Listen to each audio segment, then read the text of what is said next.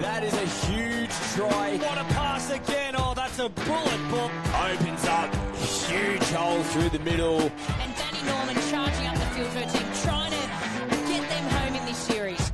You are listening to the Touch Heads podcast. Here are your hosts, Danny Norman and Mitch Walkerton.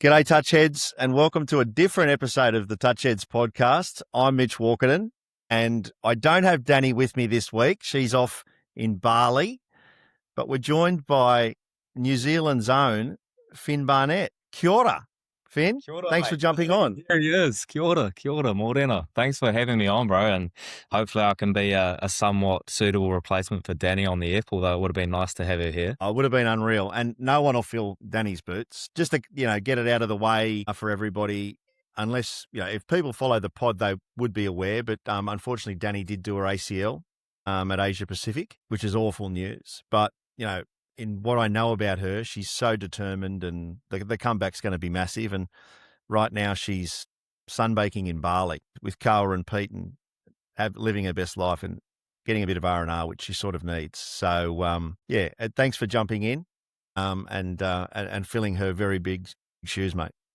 Yeah, bro. Thanks for having me. And just on that, obviously, I went and saw Danny straight after it happened and said hi in the tent and gave her a hug and said get better soon and stuff. But obviously, hope she gets better soon because she's a pretty cool chick and obviously a stalwart of that women's team and has been for ages. Her and Pete, power couple away, bro. Honestly, they are. I think it was bloody gutting to go back to the tent and see her with the leg up on the table, just looking gutted and have a little boy with her and stuff. I was like, oh man, that's gutting. But yeah, she's a hell of an athlete and pretty disciplined too. So I'm sure she'll be back if she wants to be. Oh, she's already doing rehab, and she, what I know about her, she's locked in, right? And when she sets herself, a goal, she goes and achieves it. So she'll be back for sure. Mate, Asia Pacific, after all of these years, the New Zealand men's, yes. When did you join the New Zealand men's opens team? And, I don't want to harp on the negatives, but how many times have you actually been beaten? Honestly, I came into the men's squad tail end of 2018 in the build up to 2019 World Cup. I was a fresh 17, 18 years old at the time. Off the back of the 18s Youth World Cup, got an invite, cracked the squad, and then sort of have been there ever since. Obviously just missed out on the 2019 trip by one to four other classy guys who had been there for a while. But yeah, sort of came in then, obviously made the team straight after World Cup. COVID hit 2020, 2021, 2022, missed 3 good years of touch footy, but it all sort of works itself out and got the official debut in 2023 in Brizzy at Transstars. Okay. Obviously, we went to drop off in game 2. The boys got us there and then got one in the dead rubber in test 3. We beat there, 1 out of 3 dead rubber in 2023. Meet them again, World Cup 2024 final, where they just outplayed us, I think. I don't think we probably executed our game plan. I don't think we played that well. And I think Aussies, to their credit, always play well. And all the people talk about Aussie being so good at touch, and I just genuinely believe that, you talk about the men's, they just do every little 1% of right. And when you have a team doing every 1% of right, and then we can't do that, they walked away with a pretty classy win. Although E4 was being a menace. Last year, 0 from 3 in the Transstars, again, a tight match in Test 2, and then almost got run away on in Test 3, but pulled it back. But yeah, so 6 or 7, 8, 9 games, and we've won 2 since I've been playing. Okay. Against an Australian men's side is pretty incredible, which says a lot about the team and the dynasty that they've been. The first tourney win, bro, first championship at Opens level for NZ since 2013 is pretty bloody special, especially being there for the last sort of 8 years or so. It's pretty. Yeah, no, unbelievable. Grand final was such a good game, but I have to ask, right, it's tight, a little bit like the World Cup. It's very tight. I think there's a couple of minutes to go, and then the Aussies score to be leading by 1. I was thinking, here we go again. New Zealand are going to fall short again. Can I ask, What's the vibe? What's the chat? What's the belief in the box between in the team when there's a minute to go and you're down by one? I actually kind of realized that it was down like one by a minute, but also I think just the team, bro, we just had such belief in everyone. And when that try got scored, I believe it was Natty Turner and Trey. Natty Turner was at the link. And if you watch back the tape, bro, Nat Turner was defending pretty much every set in that second half. He would walk out. I'd be next to him. I'd be like, Natty, you good? Is that us? We good to go? And he'd just look at me, fully gassed, fully out of breath, giving everything for the team to do his role. And he just gave me a look, just nod, like he couldn't even speak. They got that try, like no one was upset. And even Hutch in the box, our assistant coach, was just like, boys, it's good D, he's gassed, he's wrecked, he's been out there basically the whole half defending, like he's tired, that's not anything on him, that just is what it is. And you look at who went out, and we had so much faith, just like Natty being a defender, like E4 and Tamator heading out to attack. I think it was East who got that split to score. It's like, I think the boys just had faith, Yeah. When it finally happened, Tamatia almost got that quickie in the corner, came back, set it for Eve. Eve got down. Of course it was him too, the weasel, of all people. Of course it would be E4 Jones to bloody get that try, and then the winning one too. Yeah. It's crazy. Yeah. Like, if we talk about E4, like how well are you? Are you same club, same region? How close are you with him? Bro, Eves and I grew up playing together, So I went to school down in Cambridge. He went to school in Hamilton. So both in the Waikato region. Yeah. So we played our junior age grades together from sort of that 15, 17s mark through till we made the open men's together for Waikato when we were 17, I think. And we sort of we're in there for 10 years together. Obviously just moved to Auckland this year because I live there now. So we've gone from playing little leagues together to open men's to NZs to NZ men's, and the whole time it's been pretty special. And we often sort of will tap each other on the back and just have a laugh at like, how did Yeah. He looks like he's lost a bit of weight. Like, he's always been sharp, but he looked really sharp in Mudgee, I felt. Yeah, bro. I think he's been taking care of himself and eating well. Okay. He's definitely a flair player as opposed to a hard grinder and a hard worker. He knows his role. He does it well. Well, as soon as the ball gets turned up, sorry to talk over the top, the ball gets turned over and he goes running to the box. Wouldn't know what defense was. Funny, bro. I actually love defending with him, mate, but I think it's just because I know him so well. Yeah.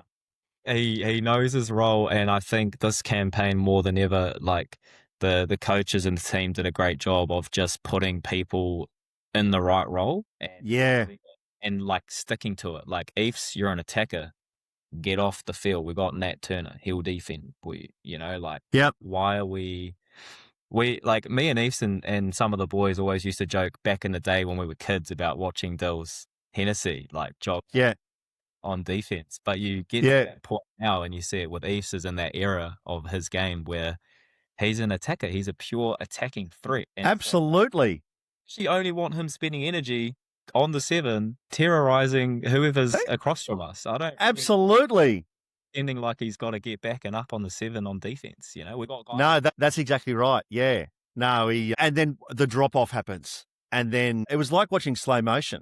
Ropati picks up, kicks out, starts running, and then a beautiful late switch, and then everyone rushes the field. Poetry, man. Poetry. Wow. That was, unbelievable. So, well done, man. It's Thank you, bro. I think it was cool. I think, like, you asked before about that last try down with a minute and like the faith that the team had each other in the roles. It was, we went to drop off and, like, you look at our team and it's built for a drop off. Like, you could chuck and they'd be good to go, and everyone wanted a turn. We just got in, and Lukey got us to take a breath and look up at each other and give each other a smile. And we went out, had some good defense. Tamahawkin, I don't know if it's public knowledge, but he broke his hand in the first minute of the first Australian game. He actually pulled out, and he snuck back on when the physio wasn't looking to defend. after the game, sure enough, broken hand, rested him for the other 2 games, quarter and semi, and he played in that final. And he went out on that drop-off, and he missed the touch by a hand because he used his non-broken hand to go for the Right. by that much, like, so he's right there, good defense, go back out, full faith in the boys to get the dot. Sure enough, Tamatoa goes out and does it, hands tray 1. And same thing, we go back out for that last set, and I just remember like looking at George being like, yo, I trust you, like, that's us. And he's like, that's us. And we were just like, if we defend this, we have to win. Like, we've got E4 and Tamatoa going onto the field, and Tamatea too. Yeah. We defend it, big celebration. I remember just being like on that far side, being like, I just need to get to the box. I don't even need to be a hero. We've got 2 guys going on. We're going to break some hearts. Yeah. Happen. And I think what was coolest, bro, is that I think our team invested a lot of time and energy this season into going back to some of the basics with, late cuts and switches and just, Yeah. and I think it was poetic, that East of all people scored that try to draw and the try to win, but also that it was off a late cut to win was Yeah. little icing on the cake for the boys. Yeah. Especially as more teams now go man on, right? So teams go man on, so then the late switch, killer. There was a bit of chirp between both teams, right? Do you get involved in, a bit of chirp and other bits and pieces, or are you more chilled? Me personally, bro, Yeah. I don't believe in talking shit. Like, Okay. I think it can I've just seen it so many times. Someone talks and then it comes back to bite them and they look like an idiot. It's just embarrassing. Yeah. So I really personally like like chirp per se, but what I have really grown into my game probably the last 3-4 years is more of a controlled one where it's a chance to get momentum, right? So I think if, case in point, if there's a mistake from the other team, just yelling out something like fatigue or pressure, because it emphasizes to the player that's just made a mistake that they're tired or that they're feeling pressure because they've just made a mistake, Gotcha. Same with when we get a moment, celebrating that. It's, we did a lot of work with Rahul Das, the past coach, who did an incredible job of growing the game and the men's system. And one of the coolest things I think we did as part of the 24 World Cup campaign was a lot of sports site work. And it was around, like, long story short, you can be in a red headspace, which is like super aggressive. You can be in a blue headspace, which is super calm and chill. And the sweet spot is being in the purple, where you're controlled. You've got controlled aggression, but you're also very calm. You're not losing it. And Right. so try to have like that sort of purple with the chirp. But the chirp was 100% there, bro, in the game for the team. Yeah. And I love it. I think all the boys Yeah. did it too. I think both sides, I think we loved that competitiveness of the game with 2 like titans going against each other. Yep. And Yep. any moment that it was celebrated. But I think if you watch it back too, like, I think both teams did a really good job of chirping and, a bit of push and shove. We're all big boys. Yeah. But it wasn't anything like over the top. Like, it didn't go. No. It didn't turn Yeah. big, New South Queensland brawl where they actually hate each other. I think both teams just had a very mutual respect and competitive drive, and that's what brought out moments. Like, there was game 1 especially, I was cracking up, and when it was quite ping pong, we'd start cheering and we'd come back down the other end, and Danny Langbridge, who's one of the boys, would be that link and I'd be the far wing, and he'd just see the try scored and we'd been doing the same thing, and so he'd just be like, yeah, and he'd turn around doing it and I'd just be looking at him laughing, and then he cracked up, he's like, got to do it back, hey mate. And I was like, yeah, you did. I was like, it's like, and those are the moments I think people don't see as much. Like, I think it's really easy on a live stream to just see 2 teams and grown men just going at each other. But I think sometimes you can miss those little moments where you're like, okay, like, maybe not everyone is best mates, but there's respect there behind that. And I think it makes it entertaining for the game as well. Look, it's really entertaining. So Kai, everyone does that. They get up or Mansour, he is so entertaining. He would be a disaster to play against though, because he purposely like brushes past you and screams in your ear. He'd be great to play with, shocking to play against because he'd just annoy you. Everyone, I mean, just, Kai as well, he's crack up as it. Got one through and let him know, and sure enough, Yeah. and gave him a bit of a, get out of here, bro. And you gotta protect the young pups and stuff. But yeah, I think it was cool, bro. Like, I think it is good for the game, and I'm a big fan of it. And I hope, over the next couple of years, I think especially now that we've won, right? Like, I think that you always know that New Zealand's always going to be a threat, but I think what this has done, and there's going to be so many flow-on effects, but from a team winning, Australia men's are going to come back next year, and they're not coming to just, we're going to go and win. It's like, okay, we've got to get our get back. We have to, like, it's not a given that we're going to win anymore. And so Absolutely. the next couple of years of touch, I hope it stays as exciting, and I hope it keeps the chirp, because I think stuff like that, as long as it stays controlled and stuff, I think it's just hella entertaining, man. Totally. So long as it's all competitive, it doesn't get personal and garbage, you know what I mean? But a bit of bravado and a bit of get that into you. I gotcha. I know him, Pete, since I was like 18. I look up to the guy. He's like, again, I said at the start, him and Danni, stalwarts of Aussie touch. But like we had a call as a team about not backing down and no backward steps, and Okay. You got to have a bit of respect for yourselves, and you got to show up and have a bit of mongrel, right? Because if we just super nice guys, then these guys are like, yeah, exactly, you're my son. Like, you got to low-key rock up and let the boys know we're here. Yeah, for sure. It just respectfully touch against you, and you can have the chip. And so, like that moment with Pete, he's trying to get a little call on the link, and I'm like, boy, I got you. Get your ass back on defense, bro. Like just having it. And same thing, every little moment, there's moments like that, and he doesn't bite. He just walks back. He takes it. There was one with Kai. Kai did it. Tama got him. Kai just took it and went back. And like I say, man, like I just, as a player, hella fun. And I'm sure it's pretty good too. Yeah, no, it is. It's an interesting time too, because New Zealand hosts Trans-Tasman in 27, and then New Zealand hosts World Cup in 28. So not much travel, which helps, you guys with costs and logistics and other bits and pieces. So yeah, it'll be really, really exciting, man. It will be. It'll be good. Hey, did you get the chance to watch any of the women's while you were, like, I know you played before, you maybe see, the first half or see any of the women's? I'll tell you what, bro. Yeah, it's always niggly, like being the last one on, you don't get to see, you get to see some of the mix, and then you usually don't get to see much of the women's.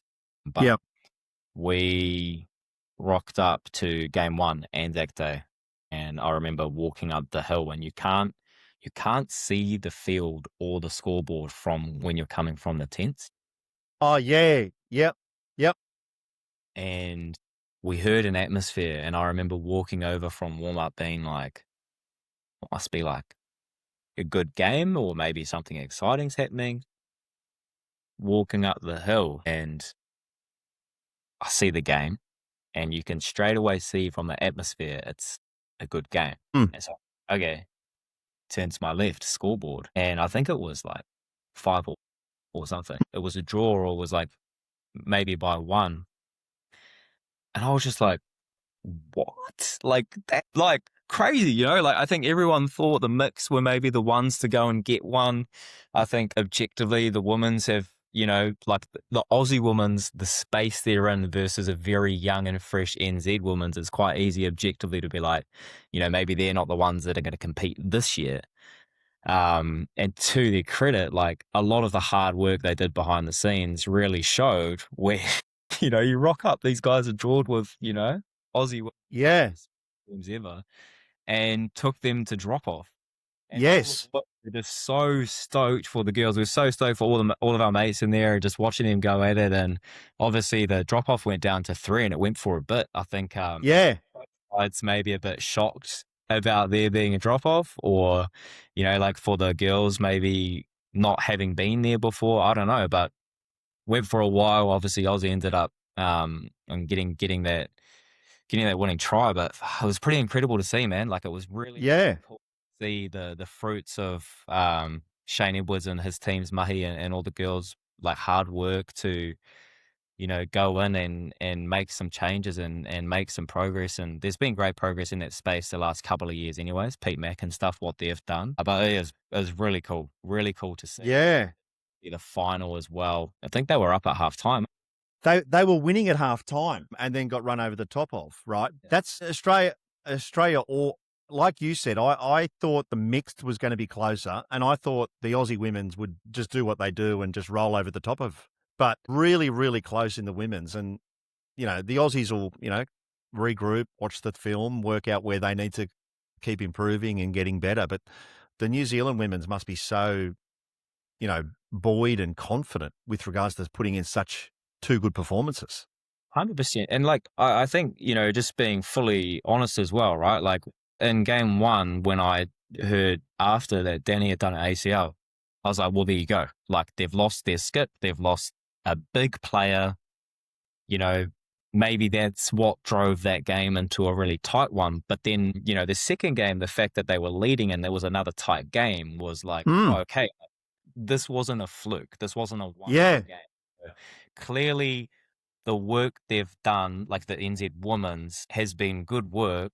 And yeah, maybe they didn't win, but I tell you what, they're probably feeling really confident going forward into the next couple of years that they've seen firsthand now that they can compete and that they're going to compete. And for Aussie women's, probably a nice wake-up call to be like, okay, like we gotta really like go to the drawing board. We're gonna we need some.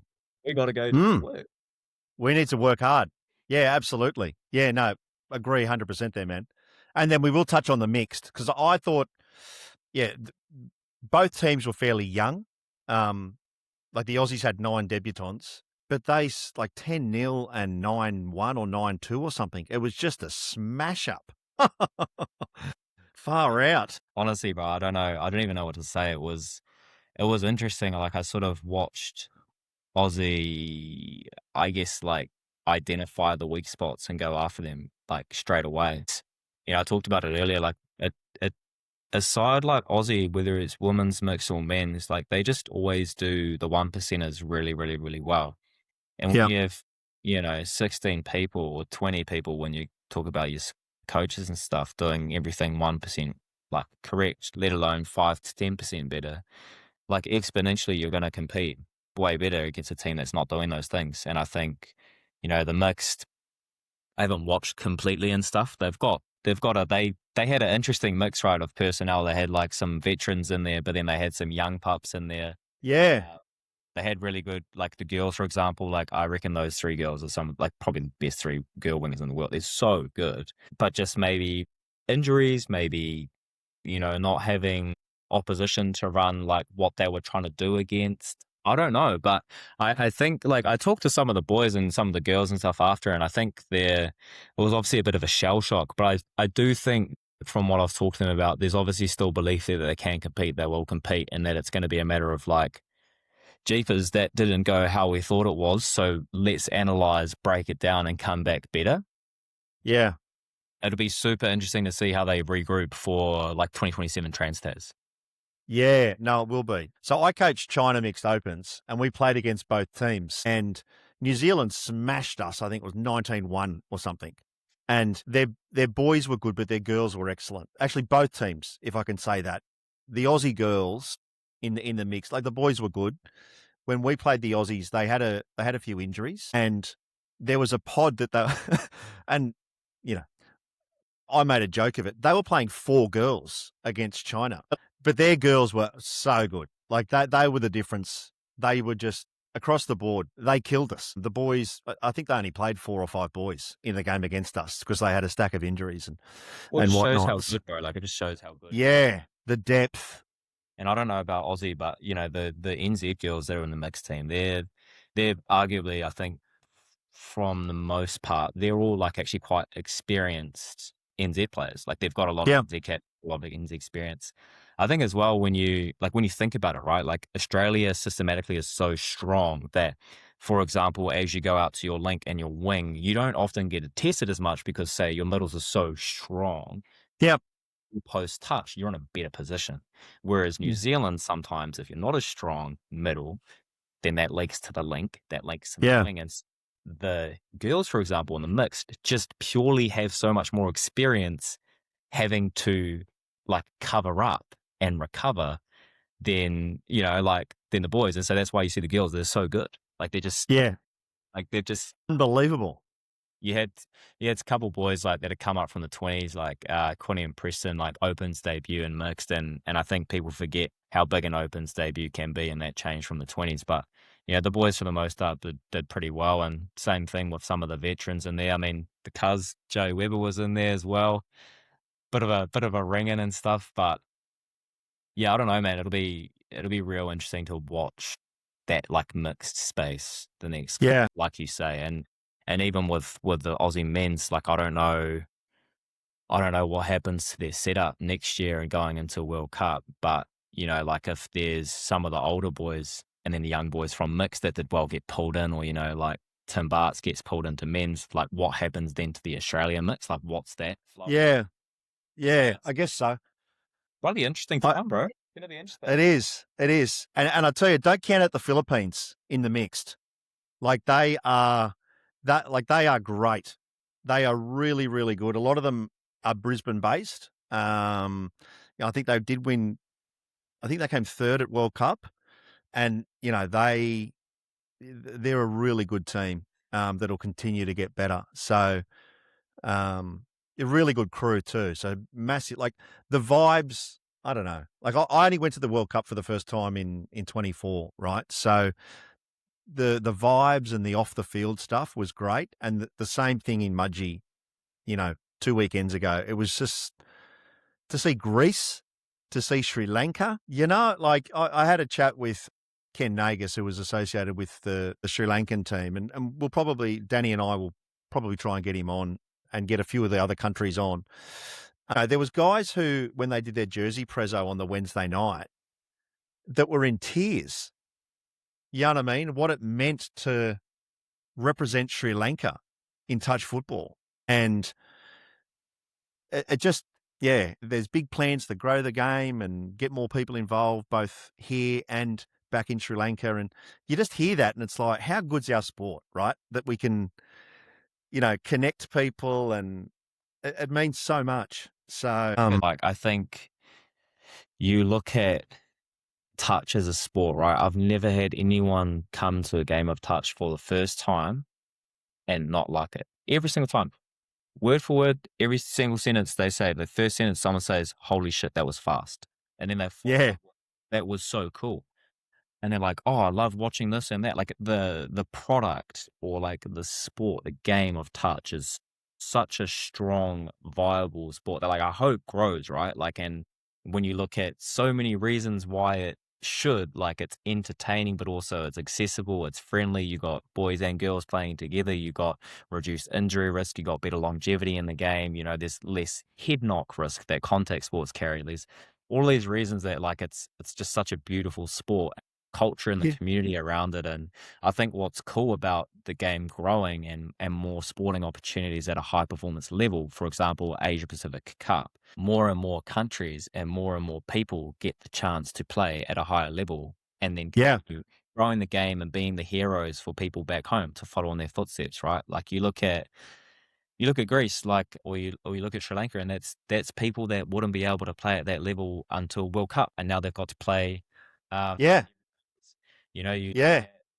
example, I look at teams like Cook Islands and Samoa, where there's talented people across Australia and New Zealand that just miss out. They're not quite there for a New Zealand side or an Australian side. Yep. They still get to go and play at that international level, and also they get to represent their culture too. Like I think like so many reasons why I think the more touch we play, the better it is, and the better it's going to be for everyone now and in the future. Yeah. Again, I didn't know him previously, but he was with Tonga Hika. And Pete, as you mentioned, like they are just such good guys, right? Like, such good guys. Every time I bumped into them all weekend, g'day Mitch, how you going? It's just, it's, I don't know. How good's touch football? It's the best sport ever. And just while we touch on it as well, like I'd just love to take the opportunity to quickly just acknowledge like Tonga, bro, being there was pretty special, eh? Like obviously one of our boys, Moses, passed away right after Mm. nationals up there, which was pretty shit, to be honest, for the whole touch community and for all the boys like us who, played with him and knew him and stuff. And I think it was real cool having Tonga still, like their men's ended up not going, but having their mixed go and compete for him and honour him and do their best to keep that going. I think it was real cool. And, you mentioned Hicks and Pete, and I think it's, those two guys that have contributed a lot to the NZ system and they're no longer there. But again, we talk about touch and more opportunities and people like that are able to continue giving back to the sport and other places, which is just, bro, real special. Yeah. We played Tonga in the opening game on the stadium. So, Fit did such a good job, I guess, honouring Moses. So both teams sort of walked out. We did a minute silence. There was a prayer. They brought out his jersey. Yeah, it was really, we were lucky that we were able to be part of it, to be really fair. Chris and the team at Fit did such a good job with the tournament. All weekend, everything ran well. They integrated Anzac Day, I thought, really well into the ceremony. Bro, like, the deals were unreal. Like, obviously a bit of a hike to get to Mudgee. Yes. 3 hours on the bus. It was about 4 hours by the time we 4 hours on the bus, yeah. But it was, a great van trip with the boys there and an even Yep. van with the boys back. But once you get there, like beautiful, country outback fields. Yes. Fields. Like, I think what I liked is that the number one fields were mean, obviously grandstand, final field, beautiful, but all of the other fields were just pretty good too. And it sort of makes sense as to, some of the boys, the locals were saying, like that's why it's here, not Sydney, because Sydney you'd have a nice number one field, but maybe the other pitches out the back wouldn't be as good. So I think that when you talk about the tournament being run well, was run super well, and it was also quite nice because Roy Prasad, our mix, we actually perks and local hookups from being there. Well, mate, I go to the canteen to buy myself a salad roll, and then I look in. There's this room, and it's been blocked off for all New Zealand. There's food, there's massages, there's all sorts of stuff set up for you guys. Home, mate. We were almost the locals there. It was bloody. Yeah, you were. Hey, can I just touch on something? So they did do the march, through town. The Aussies were all there. There was the Cookies were there. The Chinese went there. There was a lot of the coaches and officials and refs, but the New Zealand players weren't there. Just wanted to. I'm sure there was a reason why, but I just thought I'd ask if I can why the players weren't there, man. Fair question, bro. And a good one, bro. I think like in terms of players, wasn't something that we thought too much about at the time, but obviously super important to acknowledge Anzac Day. Yep. And knew that we had that acknowledgement at the fields, especially before our Anzac test. So I think having the Anzac march past at the fields and knowing that there was that and the sort of, I guess, small service before the game was something that we felt was like good to be there for. One in the town though, like we did it last year down in Christchurch, and it's so hard because you're trying to balance up like acknowledging Anzac Day. A lot of us, our grandparents and so on and so forth have fought in the war, but you're also at like a high performance tournament where you're trying to be at your best. And last year after we were at that Anzac service I think we were up early and we were there for a few hours. We got caught in the sun. I think other contingents, I think Aussie might have been there and left early, and we stayed the whole time and got caught in the sun in our number ones. And by the time it came to the Anzac test, we were flat. And so sort of coaches, I guess, or contingent or whatever, whoever made the call that, look, there is an Anzac service which we can acknowledge Anzacs, and that's going to be at the fields. It's going to be pre-game. It's going to be service. The public one in town, yes, it'd be nice to, but from a performance perspective, maybe not the best idea. So you guys, players, rest here. If you'd like to go, you can, and we will go as coaches. And okay. So Sweet. Was sort of that. That was why we were obviously at the fields acknowledging. Yeah, okay, cool. No worries at all. Mate, my last question that I've, with regards to, I guess we want to sort of cover on is I watched the vlog, which was great. I need the views. Yes. You got to get up there so he gets more advertising revenue from YouTube. And 1,000 subscribers, and then I'm good to go. That's all I need. Yes. Okay. So get out there, all of our touch heads. We're almost at 1,000 on Instagram. So half of them will be Danny's followers, but you've got to get on there and follow. And then you've also started coffees and handshakes. Coffees and handshakes, man. Yes. So how can you tell us about both little projects and the background behind them? And Yeah, for sure. I'll go coffees and handshakes first. yeah, It's actually as a result of touch, bro. Like I've always had little projects and stuff on the side and businessy little things. But start of 24 March, 3 months before World Cup, I dislocated my shoulder and my whole world was rocked because I was like, fuck, they're like potentially about to miss out on World Cup, which I've dedicated my whole life to since I was like 16, like the last 5 years being in that men's space. It was my time. I was like, at a potential peak or whatever. And I was like, oh my God. And so I was looking around and I was looking at life. I was like, okay, sweet. 10 years from now, like I will not remember working my job, but I will remember playing at World Cup. What matters more, World Cup or a job? World Cup. And so I looked at, I was like, sweet, I've got money in the bank. Like I don't need to work. So I quit my job so that for 3 months building up to the 2024 World Cup, I could do like literally every single thing possible to get my shoulder right and to get myself into the best space to be at World Cup and to be my best. wow.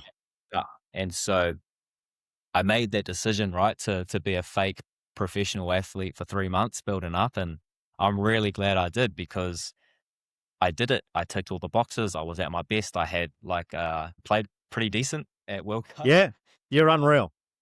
and so it was all worth it, right? And I'm super glad that I did it. But obviously you can't train and rehab for 12 hours a day. And so I needed something to do. And so me and the boys had been going coffees and training quite a bit, and it was a bit of a vibe. And I was like, sweet, like I'm quitting my job. I work in the content and marketing space. I was like, look, why don't I just start a project, simple project, keeping my hands on the tools, keeping my sort of brain in that space so that when I come back, I'm sort of haven't lost my touch and I'm good to go from a work point of view. And then also it was just something that me and the boys all believe in, bro. Like we just don't need to get deep as on the podcast because it's your last question, not your first. But like we've all lost people and more than that, quite simply, we all just think that it's way better to go for a coffee with the boys and train than not. Like it's a good vibe seeing your mates. You never feel worse off after seeing the boys. So I just started that simply as a page, like on Instagram, making content, pushing the message that life's better with friends and we should all make the time and effort to see them more often and do little things like that. And so it kind of started off like that, bro. And then it picked up and then all the brands in New Zealand like Supreme and All Press and Flight Coffee wanted to do stuff. And it was all of a sudden like, oh shit, we're like running events and 50, 100 plus people were coming to these events.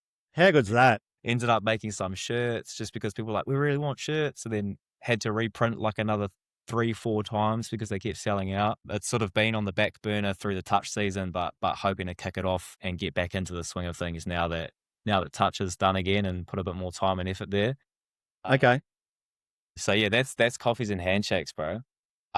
Unreal. Yes.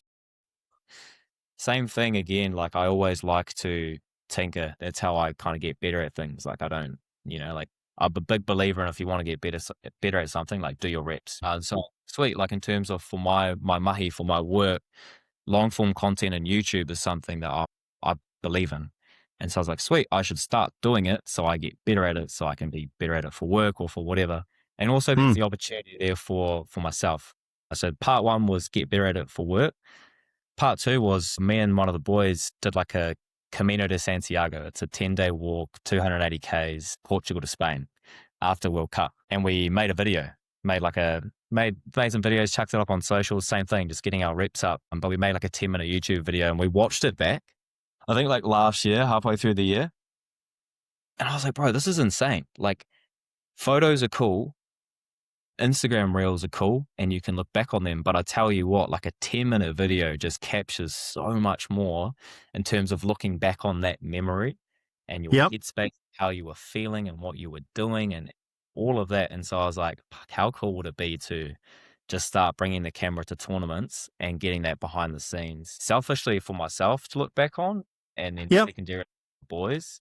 And the Yep. third kind of reason for it is that so many people, you watch the game, you watch the highlights, but you don't see all those little moments between the boys off the field. You don't get to know them. Yeah. You don't know how they're feeling. You don't know what they're up to when they go back to the hotel. And so I think it's quite cool giving like a bit of an insight Yeah.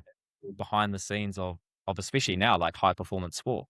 Yep. And so why I sort of started doing it. And I guess the last and a really big reason, as we talk about before, the game and growing the game, like no one has ever not liked touch, right? And so in my opinion, the recipe for growing touch is very simple.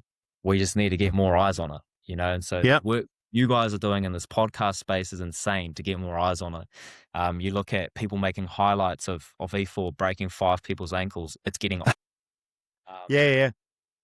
what this does is this adds to the contribution of trying to get more eyes on the sport, because if we get more eyes on the sport, then there's more eyes, it's a bigger sport. Yes, but commercially, if there's more eyes, there's more leverage, right? Because businesses Yep. don't want to pay for sponsorship if they're not getting anything and they want eyes. Grow the game, we get more eyes, then all of a sudden maybe the teams that I play in don't have to pay, because in New Zealand, we Yep. still have to pay for everything. The whole of, the NZ contingent doesn't have to pay. Maybe we can start getting paid. I don't know, but like I have a real big goal to, like, obviously I want to be one of the best guys to ever play the sport. I want to be the best. I want to win. I want to, from a player perspective, but from a love of the game perspective, I also just want to grow the game. I think it's a beautiful game and I want to grow it. And so this is my way that I know how to contribute to that in that sense right now. So that's why I do the vlogging and stuff, bro. And it's also just fun.